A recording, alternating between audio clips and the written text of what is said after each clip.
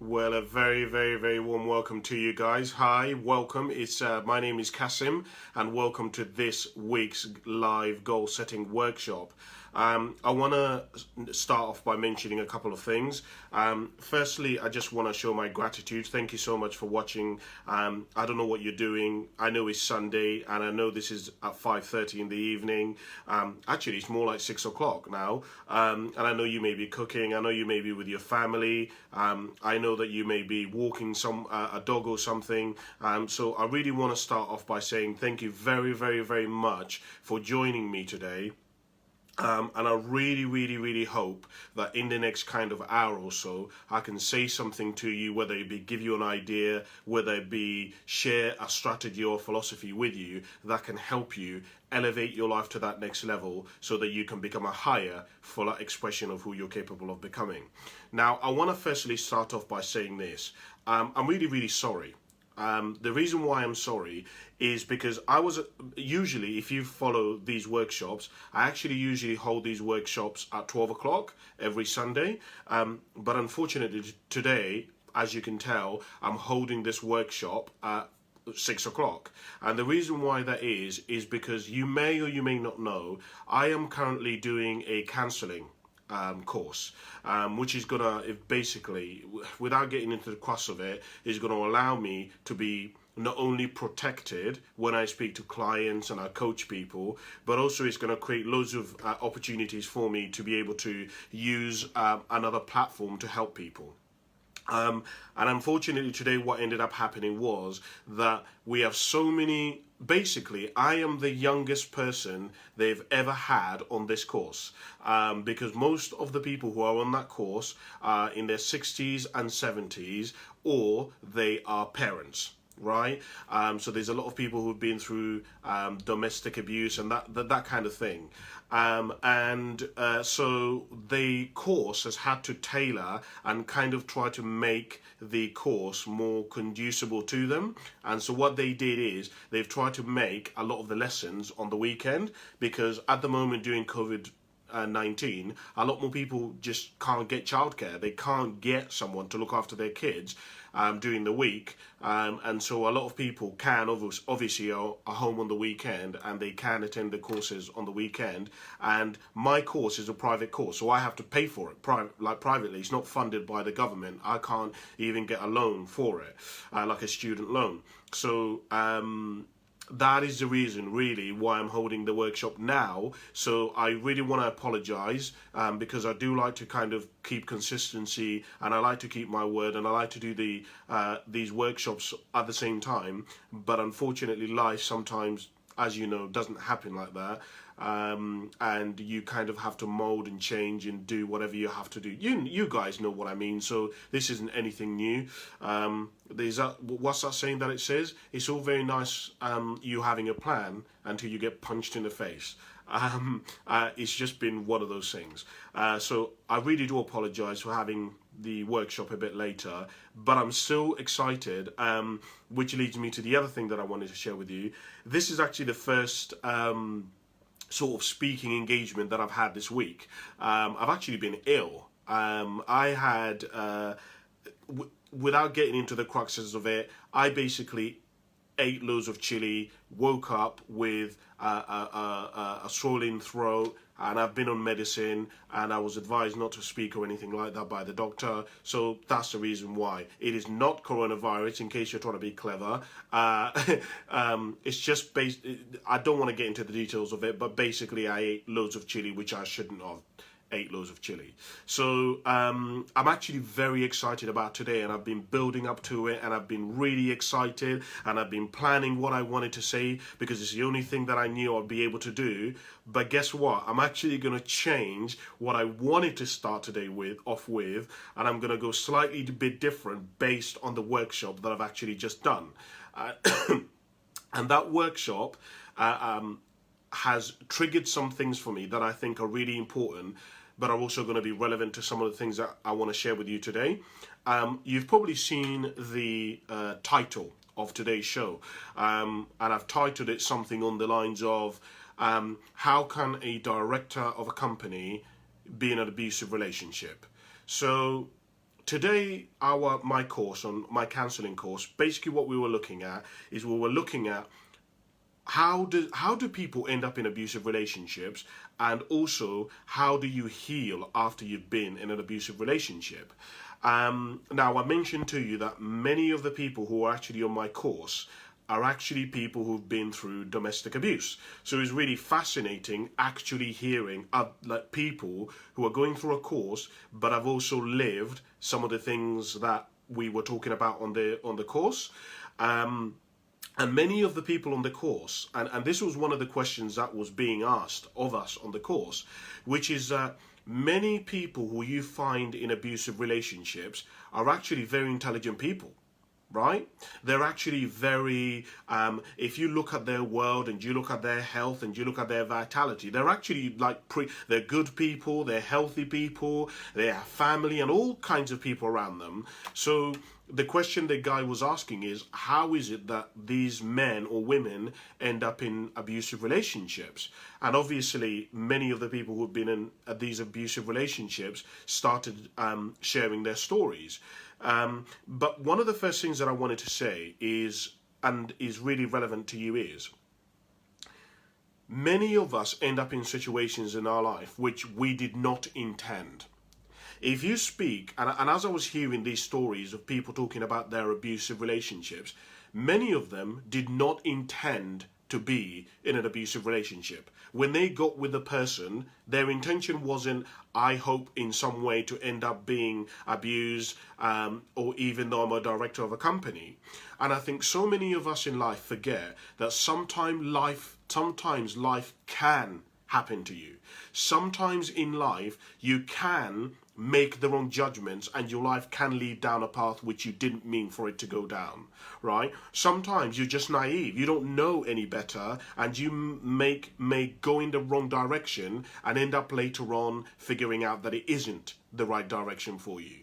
You know, some people have no conscious awareness of what they're doing, and then what happens is they get 20 years down the line, they're in a job that they don't like, they're living a life that they don't like, they have become a kind of person who they don't like. But my point to you is, if you are in a situation in your life where you are a point in your life where you're thinking, boy, this was not where I intended to be. When I looked at my life at 30, at 25, this is not what I said that I was going to be doing. This job isn't what I thought I was going to be doing. The person I'm going out with now is not the person who I thought I was going to be going out with. To realize that that is okay, that you're basically normal if that is you. Most people, unfortunately, in life end up in a circumstance where they didn't kind of plan it. So that's the first thing. A lot of people in abusive relationships don't want to end up there, but through loads of things that I'm gonna I'm not gonna talk about them, but through loads of various things that happen, they just end up in an abusive relationship.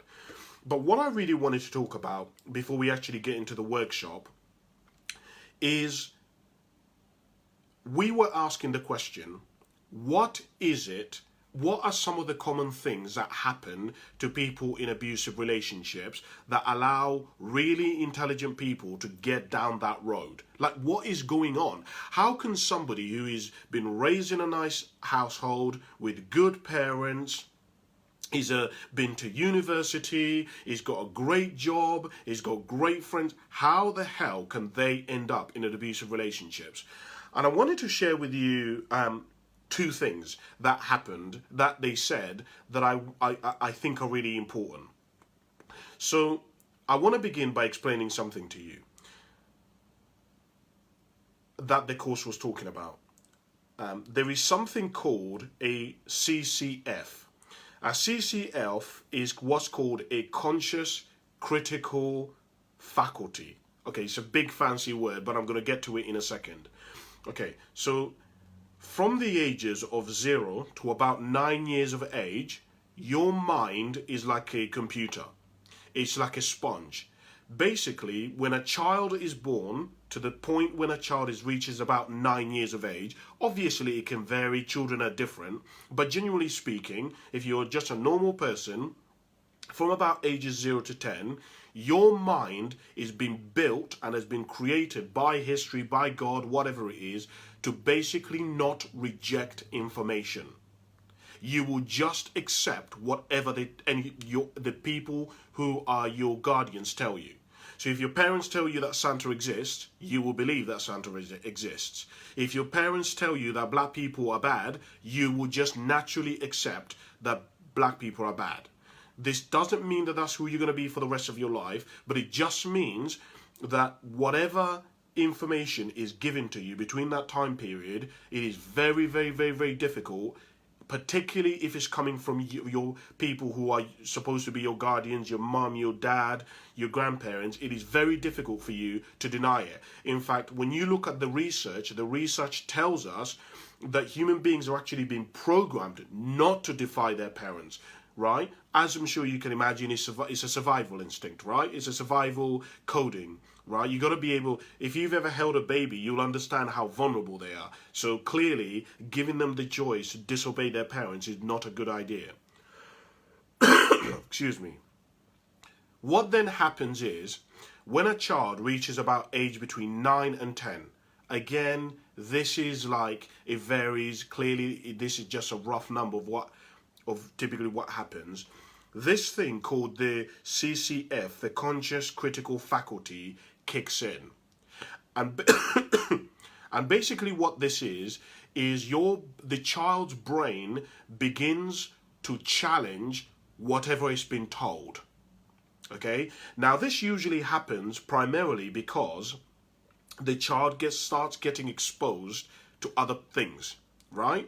So the child goes to it's been told that Santa exists, goes to the playground, the other kids are talking about the fact that their parents are going to be putting their presents under the Christmas tree, right?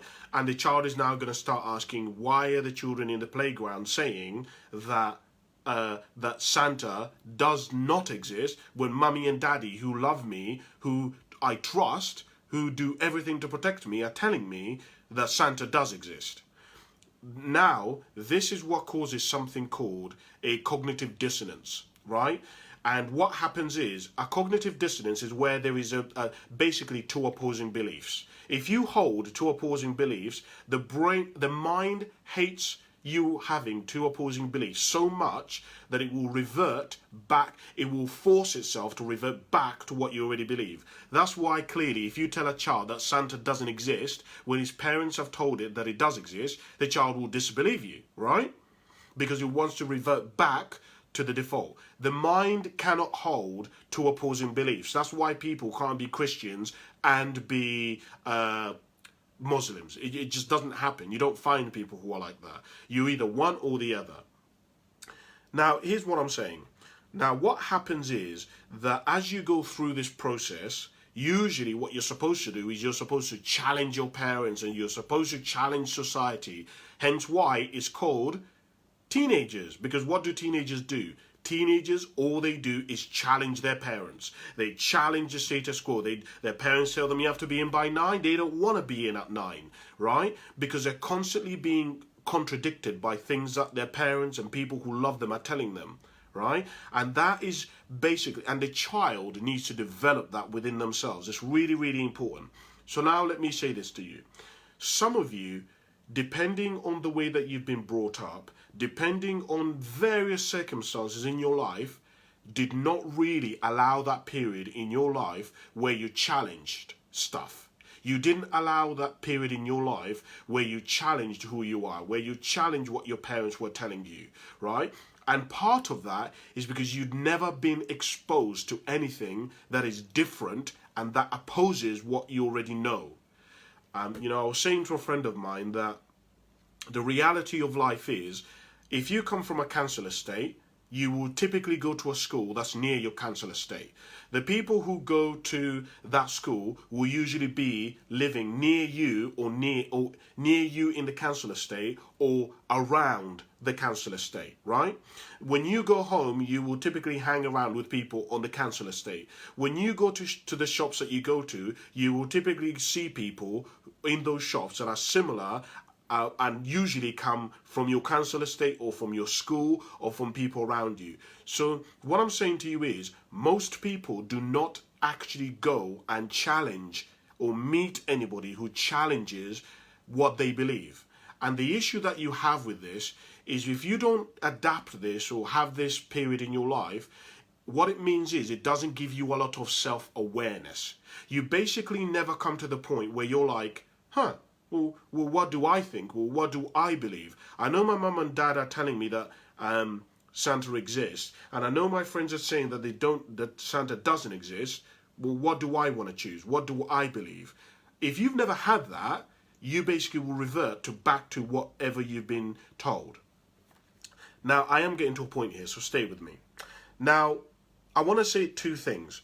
So one of the questions that we were looking at is, how can somebody who is like a director of a company end up in an abusive relationship? And two things came up that are basically everyone kept saying, and of course is in the research as well. Here's what the first one. The first one is, if you are repeatedly told something over and over and over and over and over and over again, irrelevant of whether it's true or not, you will eventually believe it. See, most of you are listening to what I've just said to you, but you don't understand the significance of what I've just said. It doesn't matter whether you are 30 years of age or you're 60 years of age. If I keep telling you the same thing over and over and over and over and over again over a long period of time, you will eventually believe it.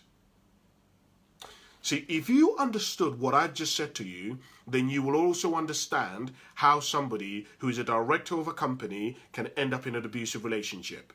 Because if your partner keeps saying to you, starting off very slowly, it's your fault, you're fat, you're ugly, you're not worth anything, you're nothing, you're so stupid, you're so dumb, which will start very, very, very, very slowly.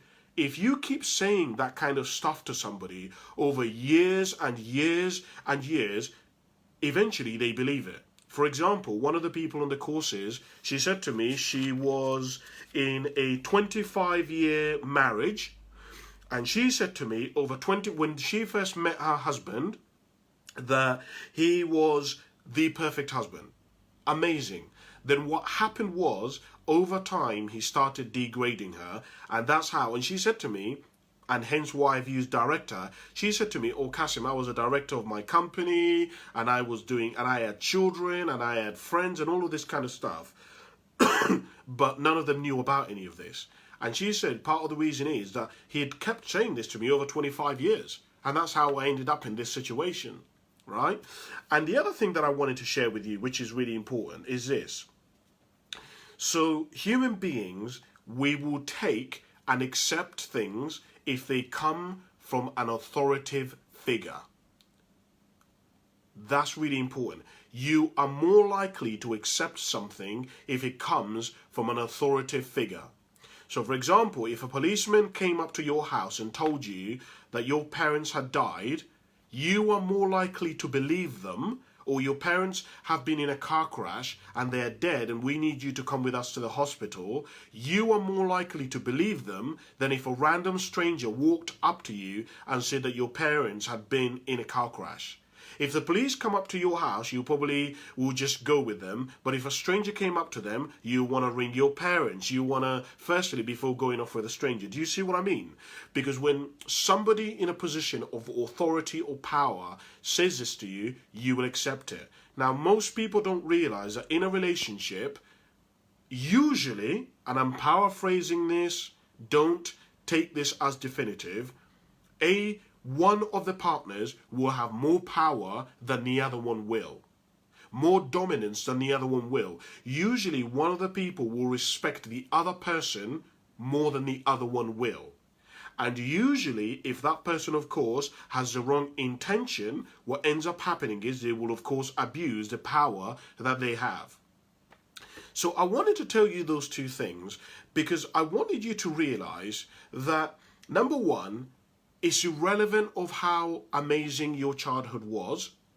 that it is absolutely possible for, if over the last 25 years you've never had anyone say anything good about you, you've never had anyone encourage you, you've never had anyone say to you that you're going to do great things in your life, you've never had a single person tell you that you're special, guess what?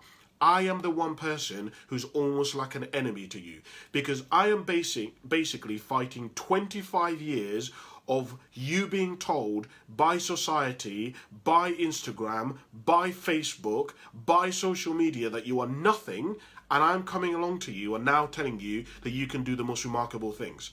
I'm saying to you that in this goal setting workshop, if you use this workshop, you could become an incredible human being. I'm saying to you that for the last 25 years, for the last 30 years, you've been told that things are impossible. You've been told that things cannot happen in your life. You've been told that people like you don't become rich, that people like you cannot live incredible lives. Why? Because you've been repeated it over and over and over and over again, and also you've been told this stuff by people in positions of power and people in authority, i.e. your parents, i.e. your grandparents, i.e. your teachers, right? Many of you who are listening to me, you've literally spent like almost 30 years of your life people telling you that you cannot do stuff, that you're not special, that you're just ordinary. And I'm here to tell you that you're different. So I want you to, number one, be aware that you will have to make a decision whether you want to choose the 25 years of what you've been told versus the one person like me who's about to tell you that you are capable of doing these remarkable things. It's a choice that you have to make. That's why I say to people that nobody gets to the top of Mount Everest by accident. There is no way that you can live a remarkable life by accident. You have to make the decision to do it. You have to basically say, I know where I've been brought up, I know what my parents have told me, I know what I've seen, but I want more. But I want to become more. But I want to give more. But I want to become a higher version of who I'm capable of becoming. That's a choice that you're going to have to make. A bit like Neil had to make a choice between the red pill or the blue pill, right? He had his normal life and he had this uncertain life. The life that I'm offering you and the choice that I'm offering you is this incredible adventure to go out and live the best life that you can. But it's also uncertain. But there is also no guarantees that it's going to work out. But there is also no guarantees that the grass is greener on the other end. I can't promise you that. I can tell you based on my research and my own life that it is, but it doesn't mean that it's going to happen for you. You are going to have to make it happen for yourself.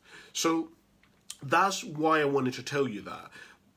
And I really hope that you take this opportunity to jump into the best version of who you're capable of becoming, to leave behind the old version of you.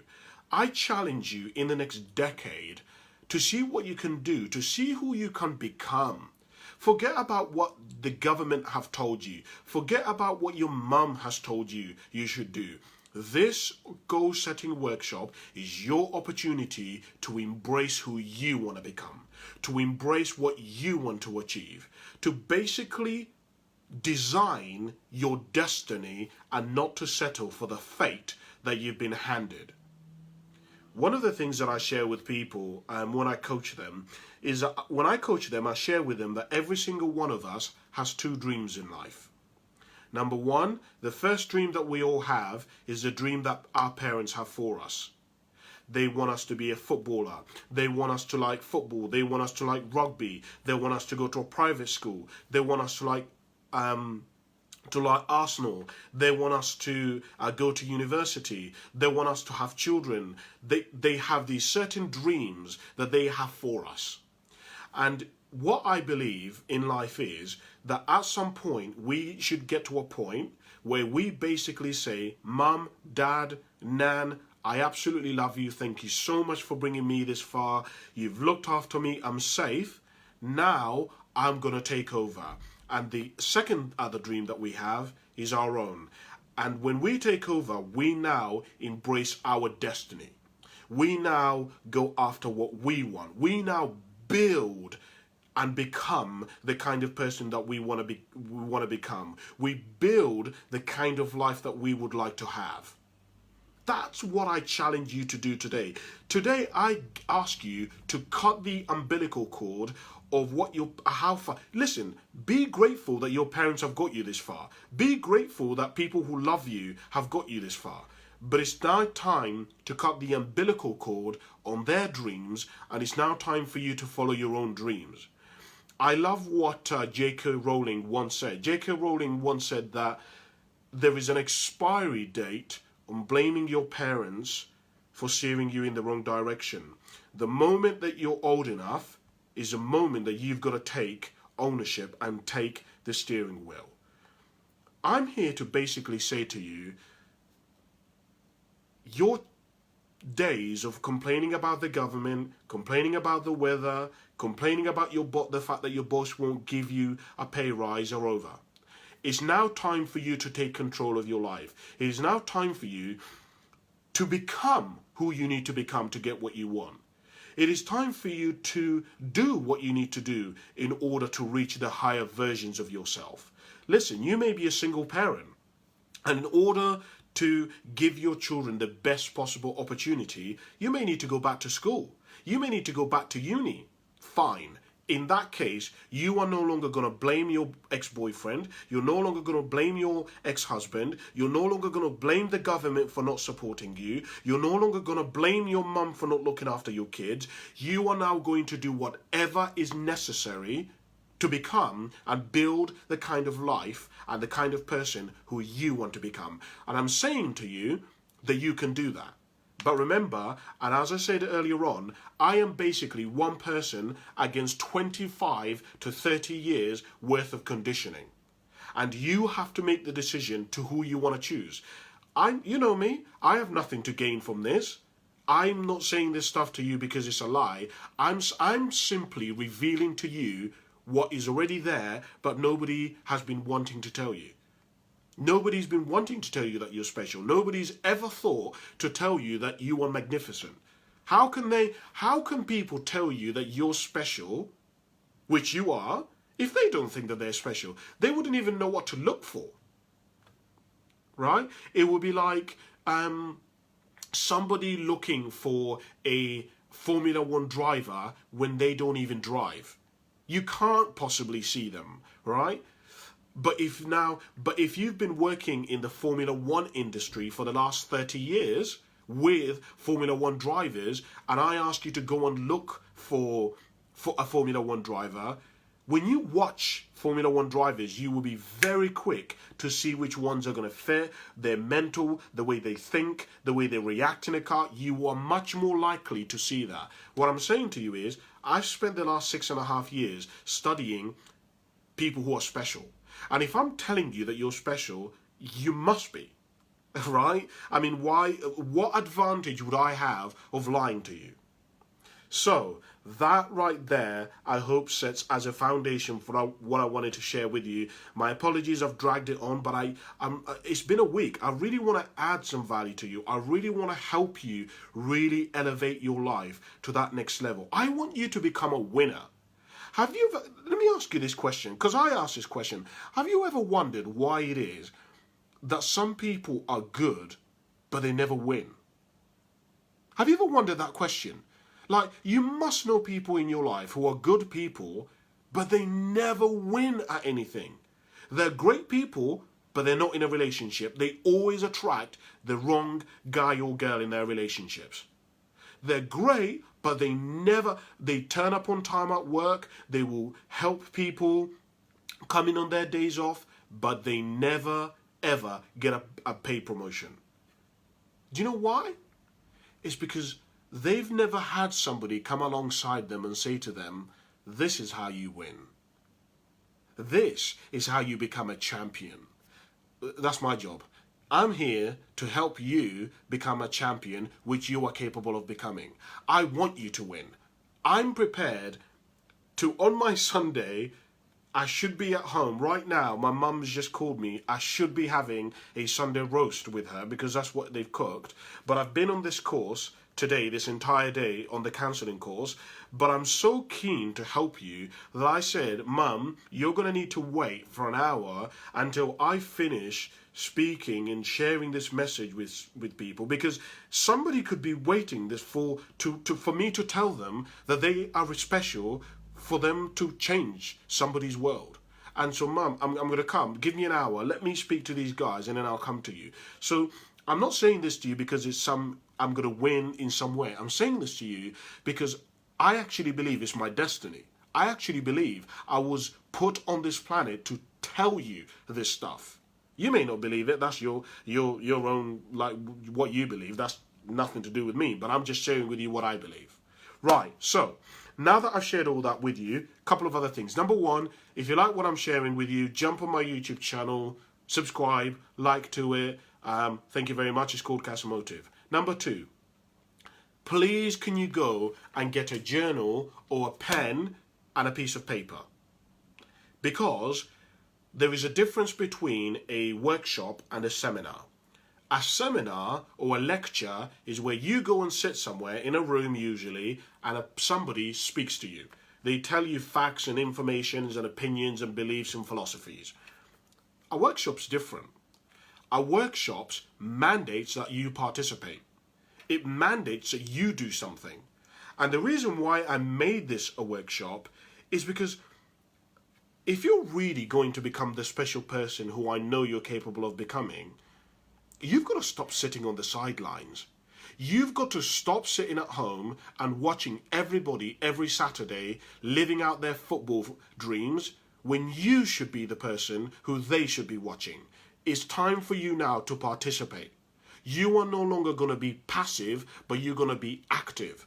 You are no longer going to be reactive, but you are going to be the initiator now. People should be following your lead and your footprints in the sand, not you following other people in their footprints in the sand. You want to get away from the mindset of being a sheep, and you want to think like a lion. When a lion is hungry, it goes out and hunts. Right?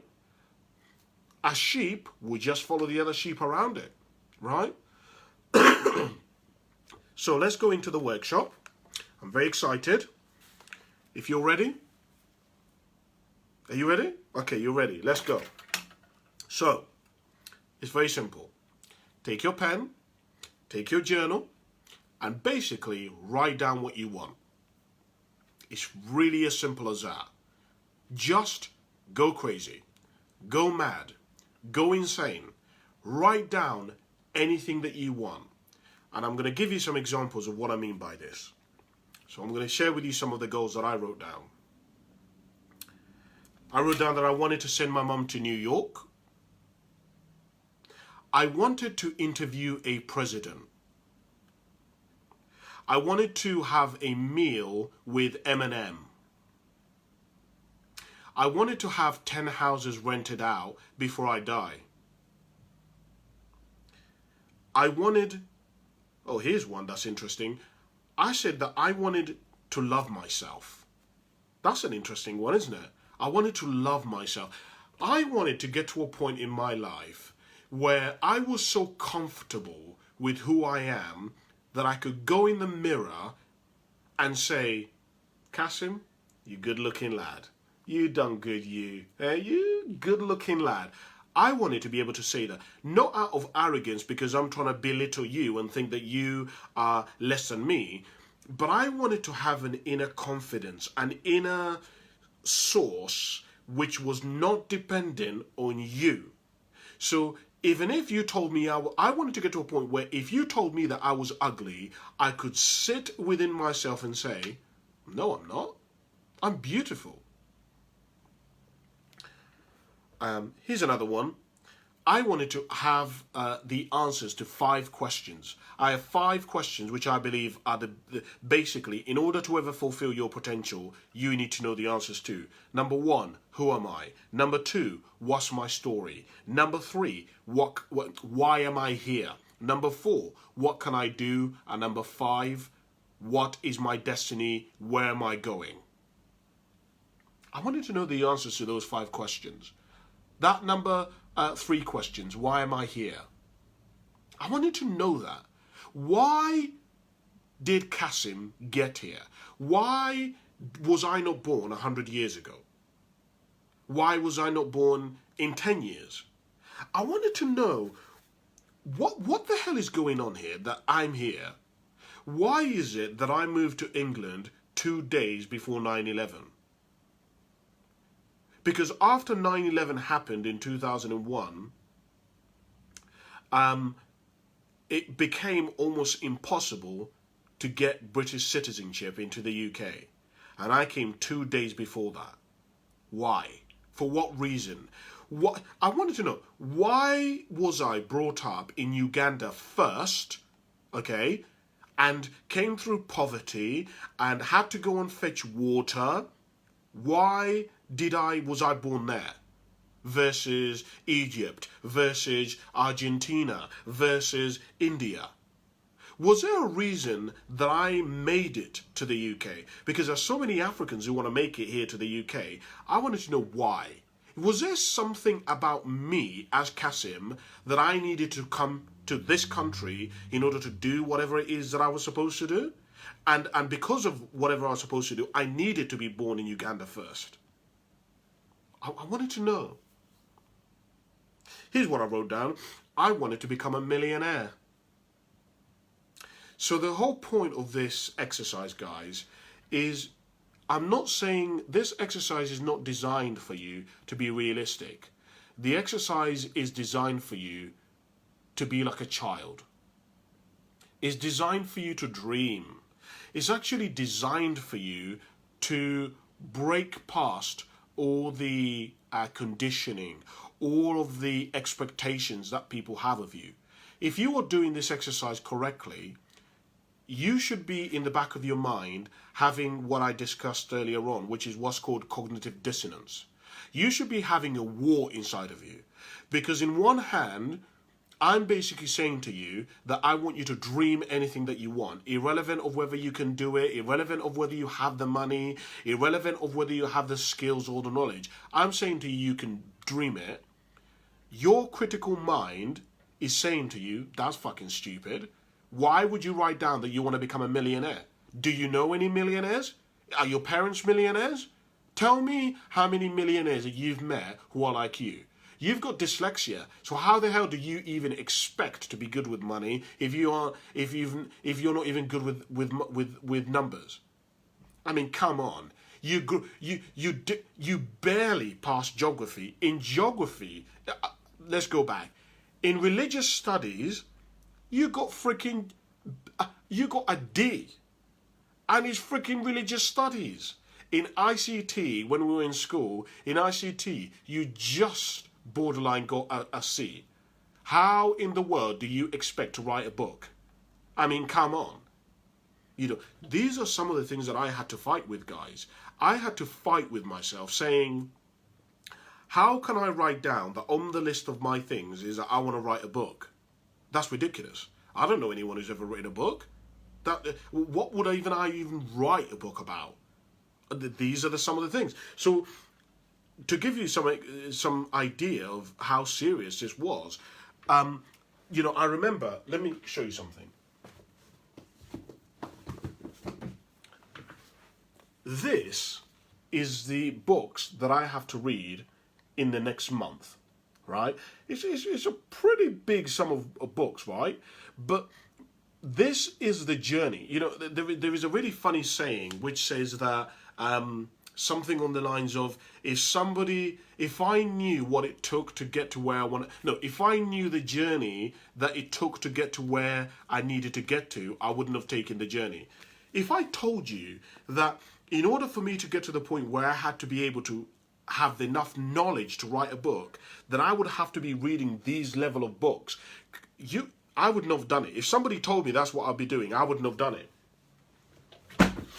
And the reason why I'm saying this to you guys is that in school, I really was not good at writing. I was terrible. I was not good. In fact, most of my high school, I spent in the bottom sets. So there were like 3 set groups. There was a bottom set, middle set, and top set. I was in bottom set for all my classes. Do you know what I mean? And part of the reason, and so I remember when I was doing this exercise and I was like, I want to write a book. It was ridiculous. It's stupid. But I wrote it down. And now, it's almost unbelievable actually when I think about it. So my book is almost finished. And sometimes I give people the book to read and to just give me some feedback on what they think. And I gave my friend Chloe a few chapters of the book. And I was like, Chloe, read my book. Tell me what you think. And Chloe was like, Cass, I don't believe it. Like, it literally is a book. It sounds like a book. And I myself don't even believe what I've done. I actually don't understand it. I don't know how I've arrived 6 years. I mean, I wrote this goal down like 6 years ago. And in 6 years, I've gone from hating writing, hating reading, to the point where I've just wrote a book. And I sometimes think about it and I'm like, this is ridiculous. I don't even know how this happened. Here's what I'm saying to you. You will be surprised at what you're capable of doing if you just gave yourself an opportunity. Some of you who are listening to me, you are so hard on yourself. You are so critical of what you can do because you're judging yourself based on what you've done, based on where you're at, based on what people have told you, that you're never going to even give yourself an opportunity to even try. I'm saying to you, give yourself an opportunity to try. Give yourself some grace. Allow yourself some room for maneuver. Allow yourself some room to grow into yourself, to grow into who you're capable of becoming. Allow yourself some room to be able to wiggle around some of the dreams that you have. Let's just, okay, I know you've been saying for decades now that you're gonna become an accountant. Okay, I get that. But let's just look at it. Could there be a different avenue to achieving security, which is really what you're looking for? You're looking for stability and security of income. Let's just look. Could there be some other ways that you could meet that using your gift, using some of the talents that you have? Have you even considered those? Because you might not have even considered those. So that's where we wanted to get to. So I want you to carry on with that exercise and just basically keep going. Just keep writing down all the things that you want. The goal that you want to get to, guys, is that you want to get to where you have 500 things. If you can have 500 things of what you want to do, you want to have a cake shop in Regent Garden, you want to have an ice cream shop on one of the beaches in Cornwall, you want to travel and see all the big continents of the world. You want to go to Brazil. You want to go to movie locations across the universe, across the planet. You want to go into space, right? If these are some of the things that you want, write them down and build this incredible future ahead of you. You want to let me share something with you that I love what Tony Robbins said. So Tony Robbins, who is like a guru, he's like a very famous personal development coach. He said that a lot of people can see things as they used to be. So many of you who are listening to me, you can see things how your life used to be when you were 20, when you were 30, how easier things were, how much money you have, how free thinking you were, right? Many people can do that. He said, then there are some people, a very small minority, who can see things as they are, right? So you're looking at your life at the moment and you're like, fucking hell, I'm nearly 30, I'm in my overdraft, I still have a student debt to pay off, I don't like my job, to be honest with you, my relationship is pretty decent, but that's really good. So that's not actually that bad. But I have no dreams. I have no goals. There's only a very few amount of people who can really speak the truth, who can genuinely say, I have a gambling problem. I have a drinking problem. You know, my body is not good, Cass. It is not good. And then he said, there is a special few people who can see things as they are. Very few people can see things as they are. Very few, guys, I promise you. I know you're thinking, yeah, but Cassim, there's loads of people who can see things they are. There isn't. Most people complain and they moan about why the government doesn't change the schooling system, why their boss doesn't pay them more money, why it is that gyms charge so much and as a result they can't work out. All most people do is complain. In fact, actually, in my course today, we were learning about something which I found interesting. So in the course, we're talking about the difference between sympathy and empathy. And what they were saying is, as a counselor, you have to be very, very, very, very careful not to sink into sympathy, and you always have to use empathy. And this is the way the guy said. The guy basically said that if you sympathize with somebody who's just walked into your office, then that means you basically agree with them.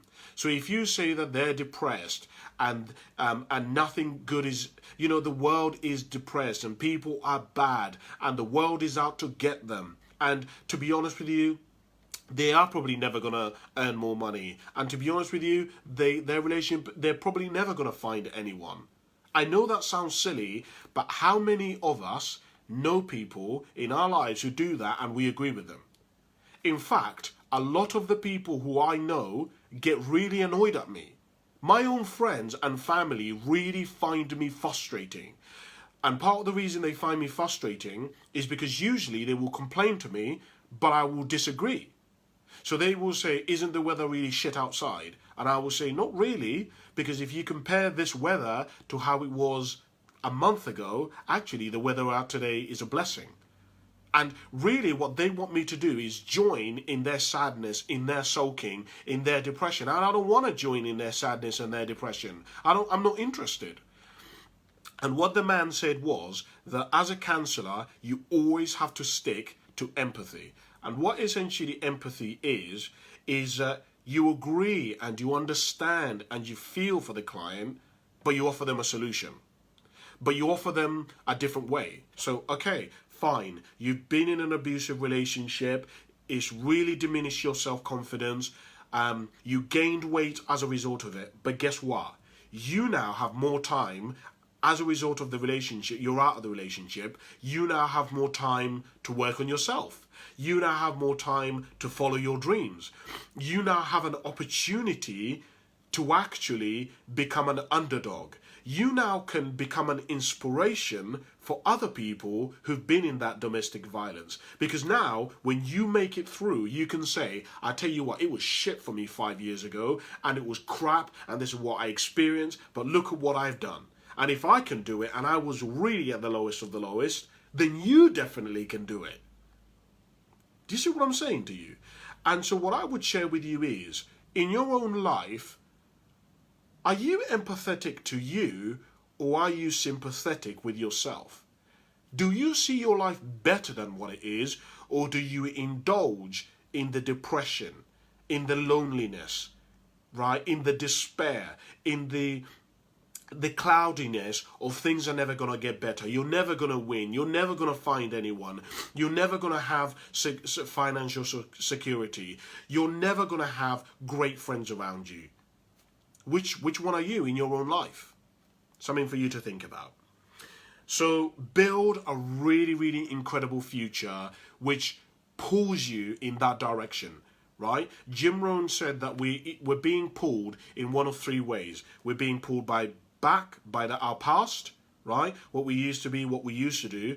We're being pulled aside by what our boss wants us, by what our other half wants us to do, by what our mum wants us to do. Or we're being pulled by the future, where we're going, what we're wanting, who we're trying to become, people we're trying to serve. That's my question to you is, which way are you going? What is pulling you in your life at the moment? Something for you to think about. Excuse me. So the next exercise we then want to get to is we then want to give a number of your workshop, we want to then the goals that you have, you want to go down your list of goals and you want to give each goal a number between 1 and 10. And the number between 1 and 10 equates to how long roughly you think it's going to take you to achieve the goal. So for example, if you have on your list that you would like to, for example, save £1,000, you might be in your overdraft at the moment and you've never saved £1,000 in your entire life. And so for you to get into the point where you've saved £1,000, it's probably going to take you about 4.5 years. So round it up to 5 years and say it's going to take you about 5 years. If you think it's probably going to take you maybe, I don't know, 8 months, round it up to a year. But basically, you want to give every single one of your goals a number between 1 and 10. And I'm going to speed this bit up, guys, because we're a bit delayed for time. So the goal that you want to get to is that you want to try and identify how many 1, 2, 3, 4, 5, 6, 7, 8, 9, 10-year goals that you have. So, for example, some of you guys who are doing this very workshop, when you do the count, you may have 20 1-year goals, but only 3 10-year goals. Some other people who are doing this workshop may have 50 10-year goals, but only 2 1-year goals. And basically what this is getting you to think is getting you to think, how have you been thinking? Have you had some big long-term goals and some small goals, but also have you had some small goals, but also some big things? Because the whole point of life and the day-to-day going of life is that every single day, the goals that you have for every day should be a stepping stone to the bigger goal that you have in your own life. So, for example, if your goal is to save £1,000, your smaller goals should be, okay, today I need to save £1. And the reason why I'm saying this to you and why it's so important is that some people have such big goals, but they have no small goals, and the small goals are designed to build your confidence. They're what are called confidence builders. Because, for example, if you say, I'm going to save £1 today, and you achieve it, guess what? It's like, tick, you've achieved it. Let me tell you something which is important. Your brain cannot differentiate between what is real.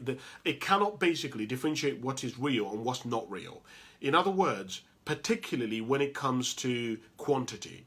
So, for example, if you, let's say, save £1,000, that when we look at brain scans of people who've saved £1,000, the brain scans show us that the same part of the brain lights up in the same way as if you've saved saved £100,000. It's the same way. When we look at brain scans, that's the way. It doesn't make any difference. The quantity of what you've achieved doesn't make any difference. It hits in the brain the same way that it does as if you had loads of it. So every time you say, I'm going to save £1 and you hit it, guess what? Your brain, it reaffirms to your brain and it ticks off your brain and it's like, I've achieved it. Now imagine doing that over, let's say, 5-6 years. What happens to your confidence? So when people come to me and they say to me, Cassim, how can you write a book? You have to understand, I haven't been able to write a book. The only reason why I've been able to write a book is because I've basically had so many smaller goals that I've set and achieved. For example, I set a goal to run a half marathon every week for a whole year. 52 half marathons. I did that. When you do that kind of stuff over a long period, the level of confidence that you have in yourself allows you to go for things that are much bigger. So now, when, for example, I think about goals like having a meal with Eminem, that goal doesn't actually seem impossible to me now. When I wrote these goals down, having a meal with Eminem was never going to happen. It was impossible. But now that I've begun to get a real confidence in myself, I can actually, I'm now can think, oh, okay, yeah, but then if I write a book and then if I have enough money, I can pay for VIP. Do you understand where I'm going with this? Certain more opportunities start opening yourself and they start opening themselves up to you, the more you achieve and the higher your confidence begins to rise. All right, so go through that exercise, and I want to now jump to the next part of the exercise. The next part of the exercise is to prioritize your goals. So I'm probably sure you've noticed, if you've clearly got 500 things on your goal list, you cannot do 500 things all at once. But you're going to have to determine which ones are important to you. And so one of the phrases that I share is that you can have anything, just not all at once. So the method that I use to determine what goals I want to achieve is I use my eulogy. So all of us know there's a number of things which are certain in life, one of which is death. Okay? There is a 100% chance that you and me are going to die. It's sad, it's depressing, but it's a reality. We're both going to die. And when we die, usually what happens is we have a eulogy. Somebody stands up at our funeral and talks a little bit about our life and who we've been and what we did, etc. And so the way I chose it was, when I die, what would I like for people to say at my funeral? And I was like, okay, so in order for me... So I wrote down what I want people to say at my funeral, and then I looked at my goals and I was like, okay, which one of these goals allows me to be able to do that? So for example, at my funeral, I want people to say that I may have fucked up and messed up, but I tried to improve. I tried to do good. I tried to help other people. I want people, when I die, I want people to say that at my funeral. So I was like, okay, well, how is that going to happen then? Right, well, that means in that case, no matter how much I fuck up, I'm still going to have to keep going forward. I'm still going to have to keep moving. I've still got to give it a go. I've still got to try and make it. Okay, fine. Right, well, what do I want? Okay, I want all of these various things. So I started, for example, I want to write a book. I may not write a book and get it published, but I'll tell you what, when I die, I want people to say, Cassim didn't write the book, and Cassim didn't get the book published, but I tell you what, that motherfucker tried. He tried. He spoke about it. He wrote like 10 chapters. He tried. He gave it a go. He was a trier. He was a dick, but he still gave it a go. I want people to say that at my funeral. And so for you, that might be a good strategy to use. The other thing was that I wanted to get to the end of my life and not have any regrets. I wanted to be on my deathbed and basically say, mate, there's nothing more I could have done. Like, I'm finished, man. Like, I'm knackered, right? I want to go. Like, I want to die. Like, let me go, man. I've done everything. I'm tired, right? I've lived a long time and I'm done. So I was like, well, what would I need to do that if I died, I would be like, I've done everything that I've needed to do. One of those things, for example, was to help men. I wanted to ensure that I helped other guys become the best that they can become, you know, to figure out who they were and use their area of gifting to help other people. I wanted to do that.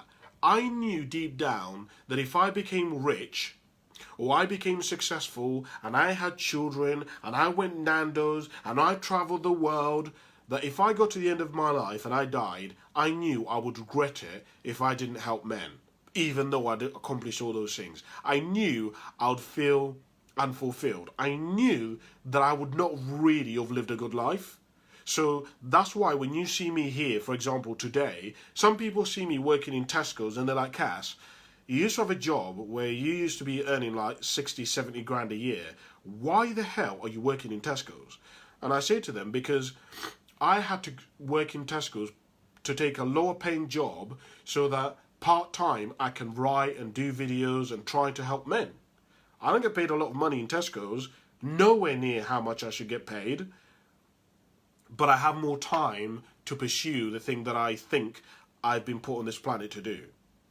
So that's the way I tended to look at it, and maybe that might be helpful for you. That's what you might want to do. What things, when you get to the end of your life, would you be happy you gave up?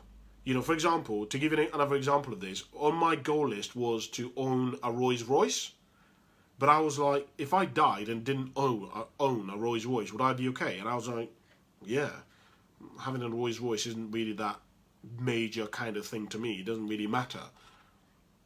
I wanted to have a parrot. And I was like, yeah, but if I died and I didn't have a parrot, would I be all right? And I was like, well, yeah, it's not really a major thing. I'd like it, but it's not like a must thing that I must have. So try to think about it in that way. And I hope that helps you. So do that exercise, and then after you've done that exercise, you then want to go to one of the most important things, and this is one, we're now getting to the things that most people don't do. A lot of people can actually do the first few exercises that I shared, but this is now where good people start going wrong. Okay, so when you meet somebody who's like a good person and they haven't achieved, they're not winners, and you're thinking, what's wrong with this person? Now, these are the things that they haven't done. And the next exercise is this. They've never figured out who they need to become to meet their goal.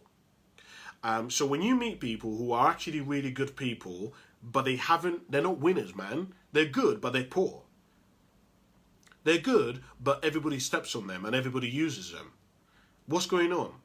Part of the reason is that they've never learned how to become who they need to become in order to win. So, for example, there's a lot of people out there who are listening to me who do not, the word no doesn't exist in your vocabulary. You don't know how to say no.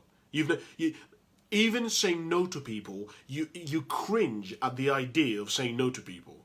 There are some people who are listening to me and they're like, I'll say no to anyone. I don't fucking do it. If I don't want to do it, I won't do it. But I'm telling you, a lot of people who are listening to me right now find it difficult to say no. I was like that. I was a great guy, but if you asked me to go to Ibiza, I'd come with you. If you said to me, Cass, do you want to go Nando's? I'd come with you. Because even though I didn't want to, even though I didn't have the money, I would find a way to get the money and come with you, right? And I just didn't know how to say no to people. So one of the things that, now to take this to another level, many people who are listening to me right now, the reason why you're not a winner and you're not getting what you want is because you're not prepared to change who you are to get what you want. You're not prepared. And part of that is because you don't want to be seen to be starting small. You don't want to be seen as a novice. You don't want to upset anyone. You don't want to rock the boat. You don't want to be disliked. I found that there is a direct correlation with how many people hate you and how successful and happy you are in life. I found that the more people that hate you and the more people that dislike you and the more people that send you hate, the more successful you usually are and the happier that you are. Because when you know for example, let's just tackle the first one. When you are somebody who is gifted, who is really good at something, the natural inclination, unfortunately, of the world is to tear you down. And if you don't believe me, I dare you to take any person who's famous and Google their name, or somebody who you think is successful at anything, horse riding, football, anything, and go and Google them and go on YouTube them, and on YouTube read the comments, right? Just read the comments. Just read articles about and read the feedback that people leave on them. The more successful somebody is, the more they're hated. Unfortunately, the world doesn't hate people who do nothing. The world doesn't hate people who don't achieve anything. It's bizarre. Don't ask me why, but I'm just giving you what I found. I guarantee you right now, if you're thinking in the back of your mind, hold on a minute, nobody hates me, it's because I guarantee you're not successful. If nobody in your job hates you, that's a problem. Because all the people who are really successful are all hated. I remember I was an estate agent, and when I was an estate agent, all the people who won all the awards all the time were always hated. People gossiped about them. People said they're cheating, they're liars, they are in a better, they get better clients, they're in a better area, always. But all the people who were doing really shit, no one talked about. No one was interested. Nobody wants to talk about freaking losers. We're not interested. The second thing is, the happier or more content that you are, the more people dislike you. I found that when you are really happy with who you are, you will be okay with saying no to certain things in your life. So, for example, everybody around you might have the latest BMW, the latest Audi, the biggest house, the flashiest car, the latest apps, the latest Netflix, all of it. But you might just have a really simple car. You may live in a very modest house, and their lives look absolutely great, but in reality, they're stressed out, they have really high expectations, they're anxious all the time, they're worried all the time, they've got loads of pressures on them all the time, and yet you're just living your best life, man. You have security, you're happy with your life, you're happy with the career that you're going after. Many of you know people in your own life who, when you look at their life, they look like they're boring, they look like they're not doing anything, but they're happier than you. And yet you have all the things that they don't have. Isn't that interesting? I find it interesting anyway to consider that. But it's just a direct correlation. And part of it is knowing who you are. Who are you? Let me put it like this, and this is what I say. When I coach clients, this is what I say to them. In the last month, how many times do you think that you've said the word no to somebody? And in fact, I usually give people an exercise where I say to them, over the next 7 days, what I want you to do is to say no as many times as you can and watch what happens with how much time you have. Now, most people will usually say, oh, that's going to be a piece of cake. Oh, this is going to be easy. But most people don't realize how difficult it is to say no to people. They don't realize how difficult it is. It's really, really hard. Really hard. Because you've got to explain yourself. Then you've got to come up with a justification. Then in the back of your mind, you then start activating one of the human needs, which is the fear of missing out. Right? And then you're like, well, now I'm not involved. Now I'm not part of the group. Or most of you who are listening to this, one of the reasons why you're not becoming who you want to become is because you want to fit in. You know, I actually, coincidentally, one of the videos that I was going to do this week is that I was going to do videos about anomalies, about mavericks. But obviously I've been ill, so I couldn't. And one of the things that I was going to say is that so many people are born not to stand in. In fact, God or the universe, whatever you want to call it, does everything possible to make them stand out. Everything. Every time they try to go down the safe road, it ends up not working out. They end up unhappy because they were not supposed to be in that life. They were not supposed to be sheep. They were not supposed to fit in. It doesn't mean that they're better than other people, but it means that they were picked out by God to shine a little bit brighter, to go where other people haven't been, to achieve more than other people haven't achieved. For example, there were a lot of people who do running, but yet Usain Bolt was picked out by whatever that be that is greater than us to clearly shine brighter than other runners were. That's why we know about him. There's loads of singers out there, but clearly Beyonce is way out there, right? What was picked to clearly shine way brighter than most people were. Now, we could get into the intricacies of she was born into this family, she had these certain genes, she had this help, she was in the right country. I get all that.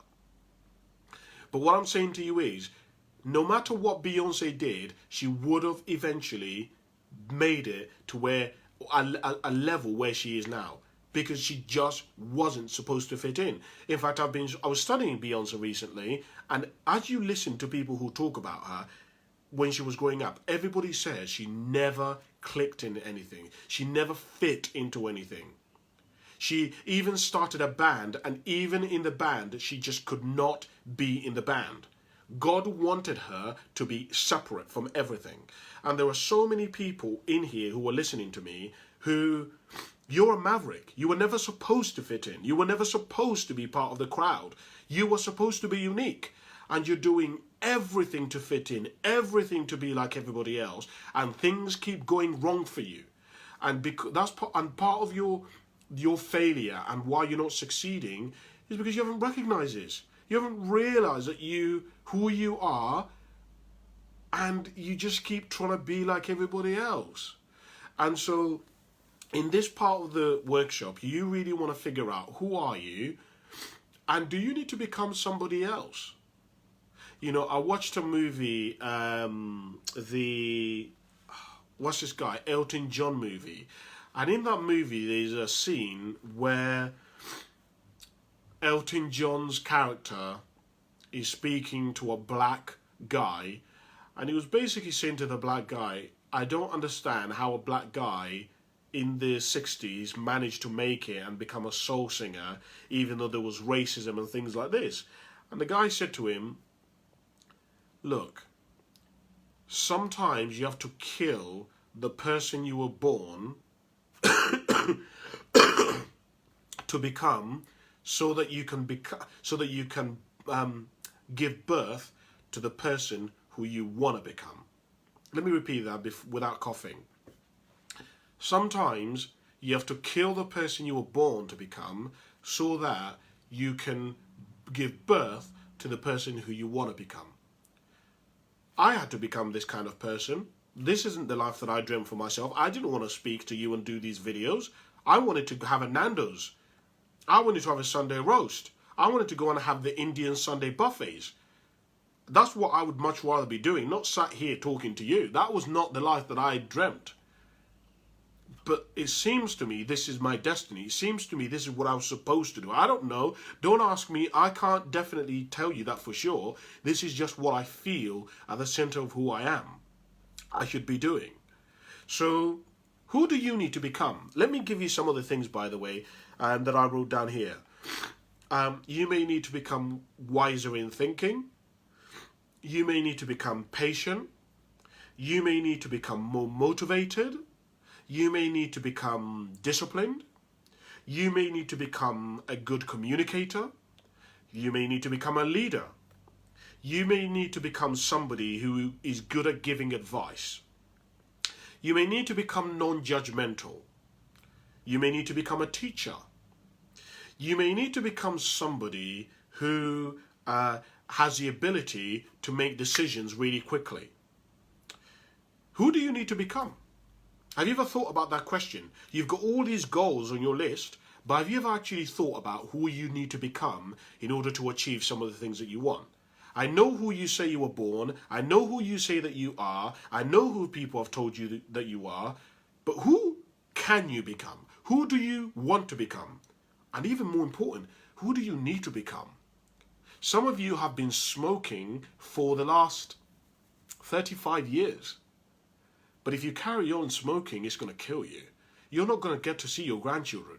You ain't. You are not going to see your grandchildren.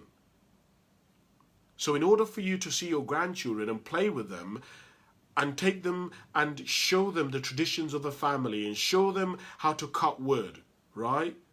In order for you to do that, you are going to have to become a non-smoker. I'm just saying, these are some of the things that you may need to think about becoming. It's your life. You got to decide what you want to do. I can't tell you. So after you've done that, we then want to move on to the next exercise, which is what I call the single most important part of the exercise, which is your why. This is all about figuring out your motivation. This is all about... So let me come back. I've been studying people who've started off with nothing and have achieved incredible success. So people who started off in foster care, come from an immigration, people who've started off from a situation where they were involved in a lot of juvenile kind of criminal world. And my question was, how did they do it? How did they turn their lives around? If you were born into kind of being a neo-Nazi, how did you do it? And basically, there are two things that I found amongst everybody who makes radical changes. All of them have these two things. Number one, drive. They all have incredible drive. Think of any person who is successful that you know. One of the things that you will say, if you identify the qualities of them, you will say they're driven. They have drive. They want to succeed. They want to do things. They want to move ahead. They want to do the best that they can. I was saying to a friend of mine the other day that one of my philosophies basically, I left one Tesco's to go to another Tesco's, and on my last day, he said to me, "Oh, are you just going to chill today?" And I said to him, "I can't chill, because if I chill, I will be taking on the mentality of a loser." Because I said to him, I have never read an autobiography of somebody who started off with nothing and became a winner, and they said that the reason why they did it was because they didn't give it their best, because they just did the absolute minimum that they could. They may be, but I've never found these books.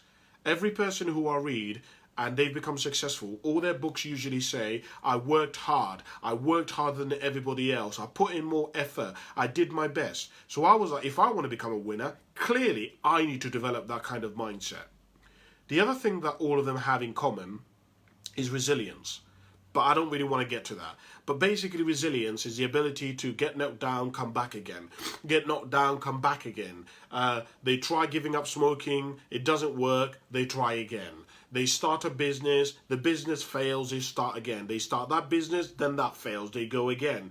It's like the ability to constantly keep moving forward, even though they're getting setbacks, is unbelievable. But I don't want to get too deep into that. The one that I want to talk about is drive. In order for you to succeed, you are going to need drive. There is no way you can be a winner without being driven. In fact, many people say to me, Cassim, why is it that I've been doing something and I've been working hard and I'm a good person, but I haven't succeeded?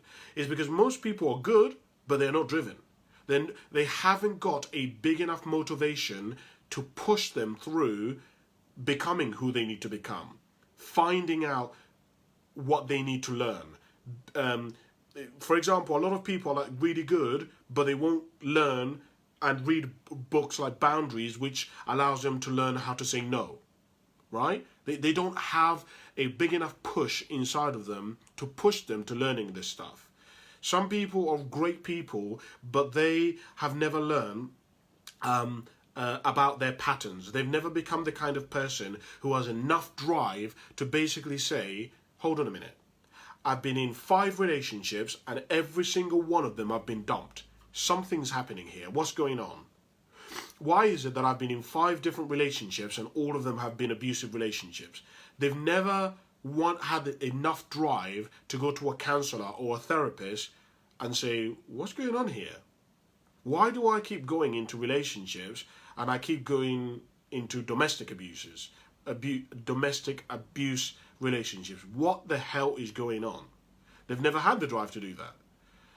Some people have never had the drive, even though they know what they really want to do, which is to work with children, and it could make them happier, and they know they're great with children. They've never had the drive to go and quit their full-time job, which has great money. They've got pensions, they've got security. They've never had the drive to quit that job and go after and start a business. And so what I'm saying to you is, until you find your why, no matter how talented, no matter how good you are, no matter how great a team that you have, you will never succeed. In fact, one of the statements that I wrote down here as I was preparing for this is, if you had enough reasons, you could do the most remarkable things. Meaning, you can do the most remarkable things, but if you don't have the reasons to want to do it, you ain't never going to do it. And you can do the most remarkable things. And if I'm telling you that, then I'm your friend. And I've spent 6 years studying this stuff, so I must be right, surely, right? So, up to you, but I'm just saying to you, it's really important. And can I give you a bonus bit on this? I know we're running over time, but I really want to serve you, and I really want you to win and do good. Can I give you a bonus? The bonus statement that I want to give you is this: human beings will do more for other people than we will ever do for anyone else. Start thinking about doing stuff not because of you, but because of other people.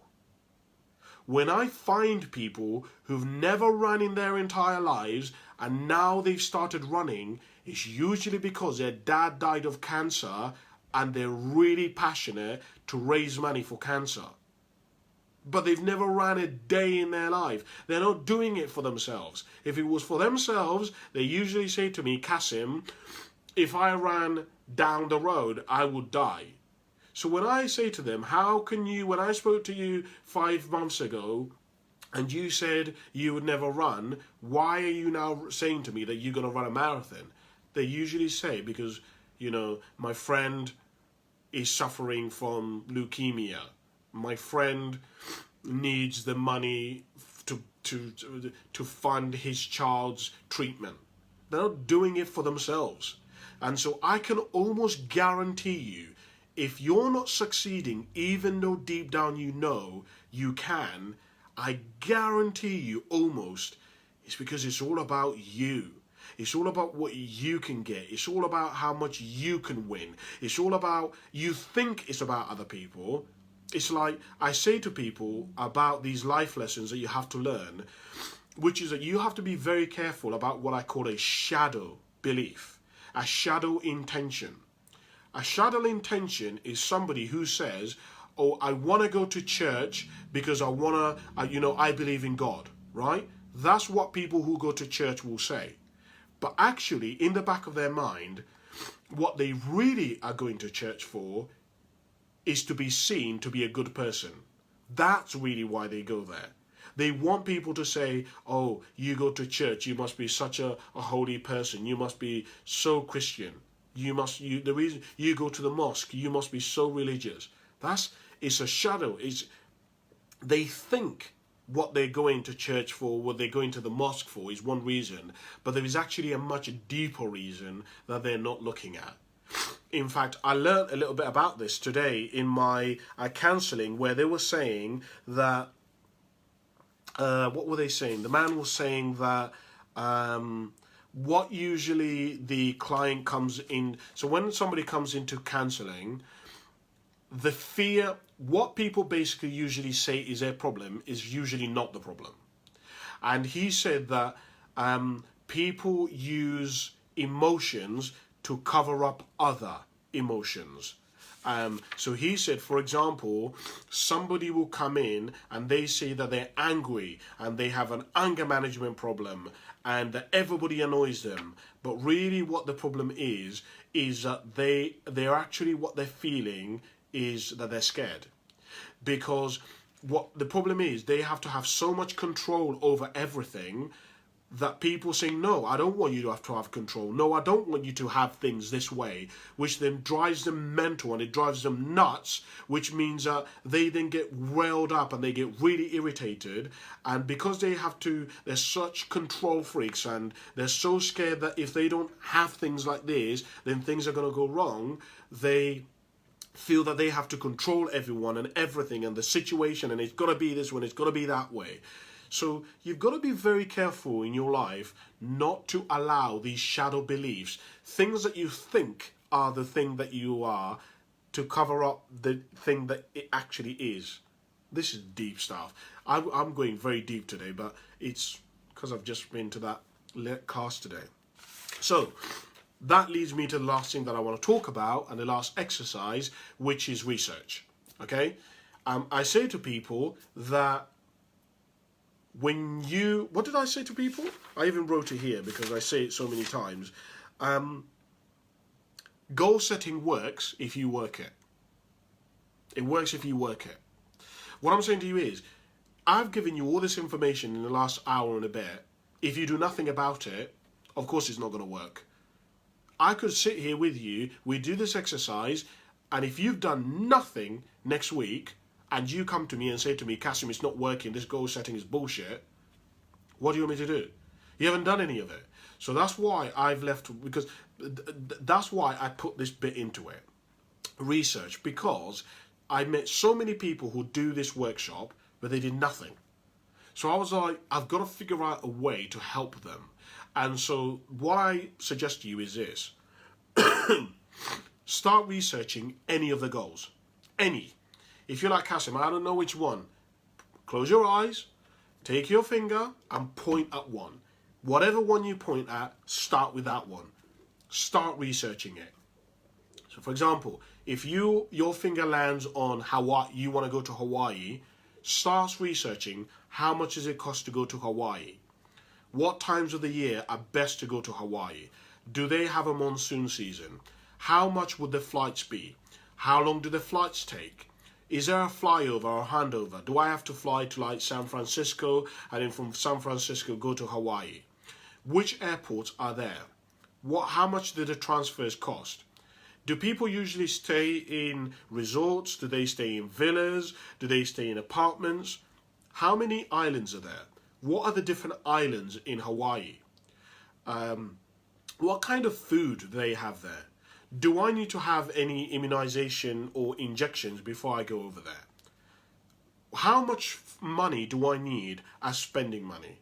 For example, is £800 the equivalent to £900 over there, or is £800 the equivalent to £300 over there? What's the money exchange rate? Start thinking about this stuff. And the reason why I say research is really important is because information alleviates fear. The more that you know about something and the familiar that you become with it, the less that you fear it. A lot of the goals that you have on your list, they seem crazy, they seem mad, they seem insane, they seem impossible. Like, to actually achieve them is almost absurd. Because, in part, is because you don't know how you could do it. The how is your problem. You're like, well, okay, Cass, I have down on here a goal to become a millionaire. I don't even know how I'm ever going to do that. I don't even know any millionaires. So your how is your problem. Do you know that the how is actually the easiest bit? Do you know how to solve? If you ever have something that you want, but you don't know how to do it, do you know how the easiest way to overcome this? I'm now going to give you what people pay me to tell them. All you have to do is go and find somebody who's already got it. Because basically what people are looking for is a blueprint. What people are looking for is a model. They're looking for a map. That's what, any time that you are saying, Cassim, I don't know how to do it, exchange the word how to map. Now, when you exchange the word how to map, and you say, how do I find the map to making £1 million, guess what all you have to do? What would you do if you needed a map of somewhere? Go and find people who have a map. Go and buy a map. In other words, if you wanted to, for example, become a millionaire, all you would have to go and do is find people who are millionaires and find out how they did it. What map did they use? What routes did they take? Did they save? Did they invest? How did people who've started with nothing and then became millionaires, how did they do it? Because we know they exist, so they must have done it somehow. How did they do it? Did they inherit money? Did they start businesses? How did they do it? Did they make it in Bitcoin? Did they have gold? If you can find out the map, if you can find a model, that way is the easiest way to overcome how. This is usually what people think is the hardest, but it's actually the easiest part of figuring out, of getting what you want. The how is the easiest. Do you know what the most difficult part is? Deciding what you want. When you know what you want, you also know what roads are not going to get you there. If you decide that you want to go to somewhere in Cumbria, how the hell are you going to know what maps are going to get you there? You don't know. But if you say, Cassim, I want to go to Cumbria, to this specific lake, on this specific road, and I need to get there by 5 o'clock in 2 days' time, everything becomes easier now. Because now there's only certain roads that you can get you there. There's only certain motorways that can get you there, right? There's loads of motorways in England, but not all of them are going to get you to Cumbria. There's loads of ways to make money, but not all of them are going to help you become a millionaire, right? So, for example, as many of you have probably learned by now, clearly, if you want to earn, like have a lot of money, a lot. I'm not talking about like 70 grand. I mean, we're talking like 3, 4, 500,000 pounds. If you want to earn that kind of money, you probably already figured out by now that working a labor job isn't going to do it. So if you work a job where your physical body is involved, it's impossible to scale it up. Because your body can only do so much, right? And this is where a lot of people who do like plumbing or who do electrical work, and they are self-employed, that they find this problem because there's only so much time they can go out there and fix a pipe. There's only one of them, and eventually when they want to earn more money, what do? They all of a sudden start scaling. They start getting a new mentor, they start getting new employees, and as they begin to scale everything, do you see what I'm saying? Money now multiplies because they're not only getting their own income, but they're getting the income of the other plumbers that they've trained who are working for him or her. Do you now see what I'm saying? So what I'm saying to you is, you won't figure out the how until you know what the what is. That's the whole point of the workshop. So that right there concludes what today's workshop, and that is it. I really wanted to thank you so much. My apologies I'm late for today's workshop. My apologies that it's gone on for longer. I've actually seen a message right now from my parents asking me why I'm late, asking me where it is that I am. But it really is a testament as to how much I believe that you're important. It's a testament as to how much I believe that you can do with your life if you really want to. That's how much I really want you to succeed. That's how much I really want you to do well, right? Because if you don't, we all lose out. If you don't do well, the next generation is going to be stuck in the same fucking cycle and having to start with nothing again as you are. Do you know why? Because you can only take your children as far as you've been. You cannot teach your children how to become millionaires if you don't even consider it as a possibility. How can you? How can you honestly sit there and tell your child that if they wanted to become a millionaire, they could do it when you're not one? When you've never even thought about it, when you don't even know the map or the route of how to get there, when you don't know any millionaires, it's really hard. But when you've done it, and you've done it legitimately, you can sit there and say to your son or daughter, you can do it. Look, daddy did it. I mean, I've done it. So if I can do it, you definitely can. Do you see what I'm saying? So really, I ask you to follow your dreams. Go after it, guys. Write down what you want. Decide what would you like to have. Make that choice between going for the red pill or the blue pill. It's your life, but I challenge you not to be a sheep. Be a lion. Take charge of your life. Really build the life that you want, and don't just settle for the one that you've been born into like so many people do. Thank you so much for watching. Don't forget to like and subscribe to my channel on YouTube. Apart from that, I will see you in the next workshop. Have a good evening. Bye for now.